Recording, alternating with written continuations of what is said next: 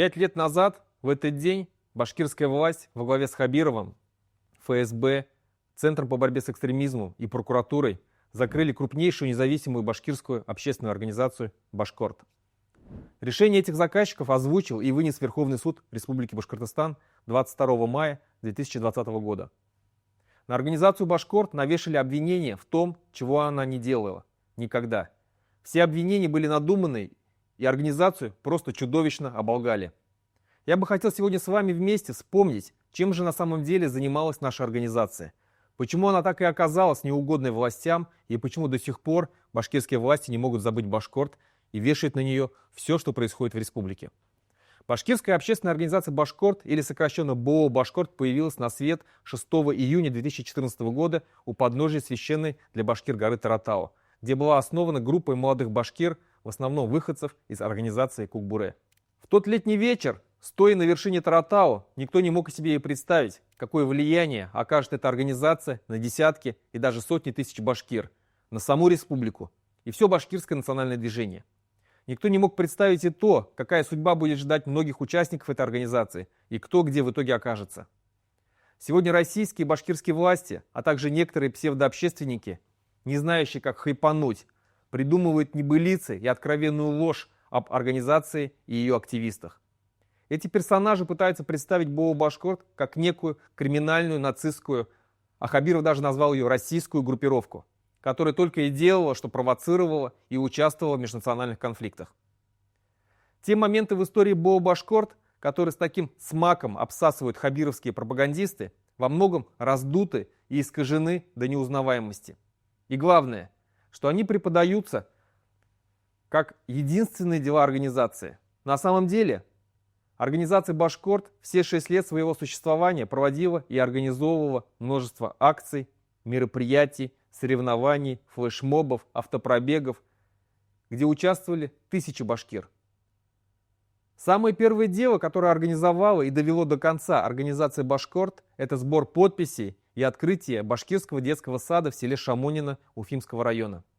Активисты организации ходили по домам в Шамонино и собирали подписи с жителей села, а потом эти подписи несли в администрацию Уфимского района, где с боем добивались открытия башкирского детского сада. Знают ли сегодня воспитанники этого детского сада и помнят ли их родители, благодаря кому был открыт этот башкирский детский сад? В годы своей деятельности организация «Башкорт» проводила ежегодные спортивные соревнования по мини-футболу на Кубок Салавата Юлаева. И с каждым годом в турнире принимало участие все больше и больше команд. В 2018 году в турнире уже участвовало 23 команды, и были команды не только из Башкортостана, но и, например, команда «Башкир» из Самарской области. Организация «Башкорт» проводила турниры по волейболу на Кубок имени Ахмедзаки Валиди. Проводились ежегодные турниры по шахматам под названием «Акылы Башкорт». И в нем принимали участие желающие всех возрастов, от мала до велика. БОО «Башкорт» возродила проведение Дней башкирской молодежи. Я напомню, что организация «Союз башкирской молодежи» в последний раз проводила это грандиозное мероприятие в далеком 2009 году. А «Башкорт» начала заново проводить это мероприятие с 2014 года, куда собиралось до 5000 человек. Трехдневное мероприятие на лоне башкирской природы с концертами, ночной дискотекой, песнями у костра, спортивными соревнованиями, круглыми столами. И все это исключительно на башкирском языке. На этих мероприятиях употребление алкоголя было строго запрещено. Туда приезжали башкиры со всего Башкортостана, из Оренбургской области, Челябинской области, Свердловской области. Прошло уже 7 лет после проведения последних дней башкирской молодежи, которые прошли в 2018 году. В 2019 году из-за прессинга Хабирова и Бадранова мы так и не смогли провести это молодежное мероприятие. И больше подобные мероприятия по сегодняшний день так никто и не проводил.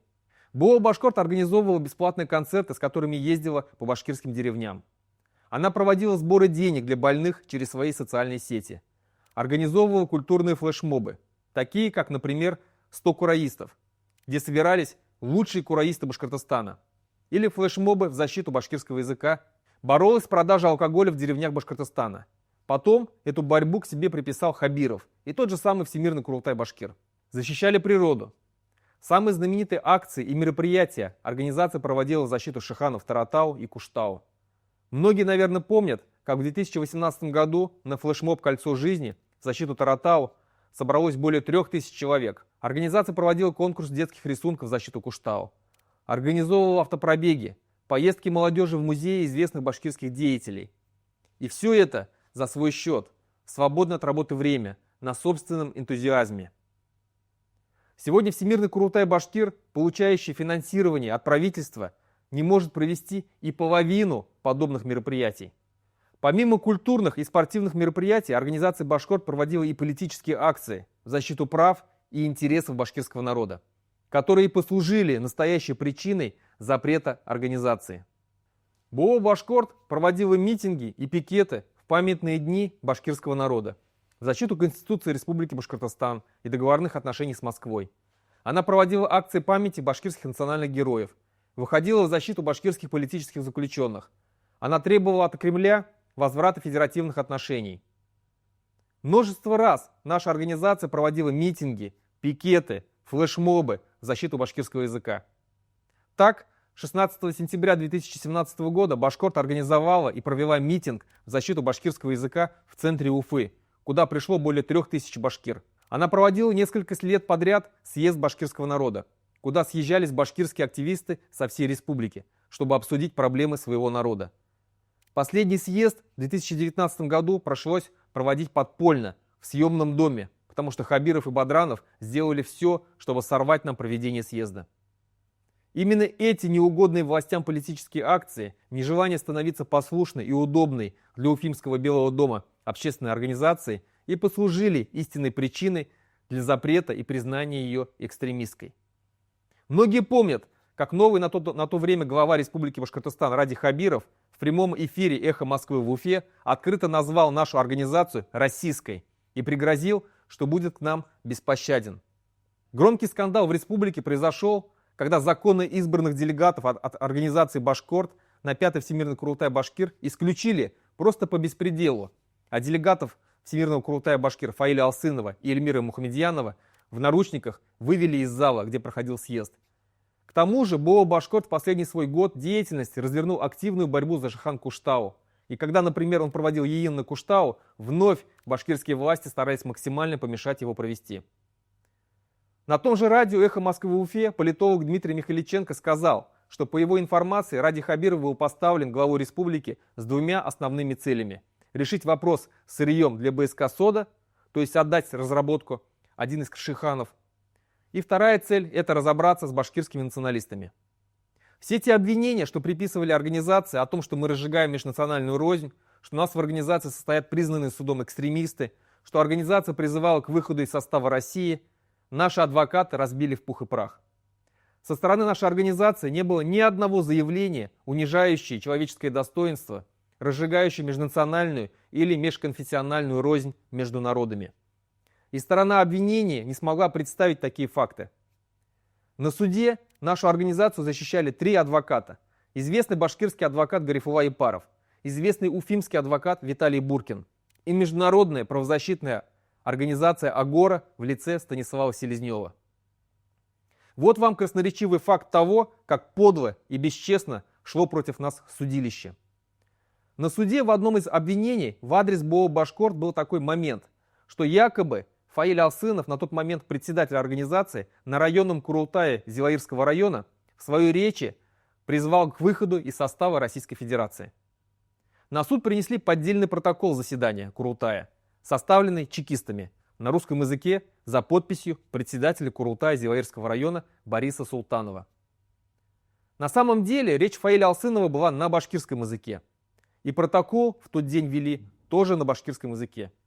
И наши адвокаты на суд принесли копию настоящего протокола на башкирском языке, где никаких слов о выходе из состава России не было. Сам Борис Султанов, как свидетель, так и ни разу не явился на заседание суда, боясь, глядя в глаза людям, подтвердить свою лживую подпись. Также прокуратура Республики Башкортостан утверждала, что Айрат Дильмухаметов, который ранее был судим властями за экстремизм, то есть за правду, состоял в организации «Башкорт».